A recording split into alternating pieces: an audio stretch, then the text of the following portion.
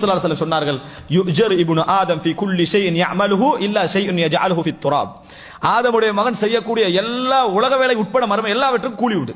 உலக வேலை மனைவிக்கு ஒரு அதாவது உணவு கொண்டு வந்து கொடுக்கிறான், நன்மை உண்டு. குழந்தைக்கு செலவழிக்கிறான், நன்மை உண்டு. உலக வேலை ஹலாலாக பிசினஸ் செய்யறான், நன்மை உண்டு. ஆனால் அவன் முறையாக கட்டக்கூடிய வீட்டுக்கு கூலி கிடையாது.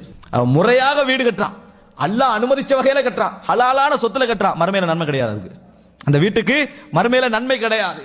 அப்ப என்ன புரிஞ்சுக்கணும், அதுல எவ்வளவு கவனமா இருக்கிறோம். எங்களுக்கு தேவை எவ்வளோ அவ்வளவு கட்டணும். எங்களுக்கு எங்களுடைய வசதிக்கு ஏற்ப எவ்வளவு தாராளம் நம்ம இருக்கிறோம். ரசூலுல்லாஹ் சொன்னாங்க 4 விஷயங்கள் ஒரு மும்முடைய சந்தோஷத்தில் உள்ளது. அதுல அல் மஸ்கனுல் வாசி, விசாலமான வீடு. அவர் விசாலமான வீடு கட்டுறமா கட்டி முடிச்சிடணும். ஆனால் அதுலயே நம்மளோட உலக சிந்தனை அப்படி மூழ்கிற அளவுக்கு அதே நம்மளுக்கு இருந்த மட்டும் வைங்களேன், அல்லாஹ் தஆலா பற்று அதிகரிச்சுக்கிட்டே போவான். அல்லாஹ் தஆலா பற்று அதிகரிச்சுக்கிட்டே போவான். அந்த கடைசியில் என்ன நடக்கும், அவன் வீட்டை விட்டு வெளியே போற, எனக்கு வீட்டுல இதுல நான் இருக்கணும், எந்த ப்ரோக்ராமுக்கு போற கூட இங்கேயே ஒரு பள்ளி உருவாக்கிட்டா நல்லது என்னது அதை நினைக்கிற அளவுக்கு ஊட்டப்பட்டு கூடும் நடக்கும். அப்படி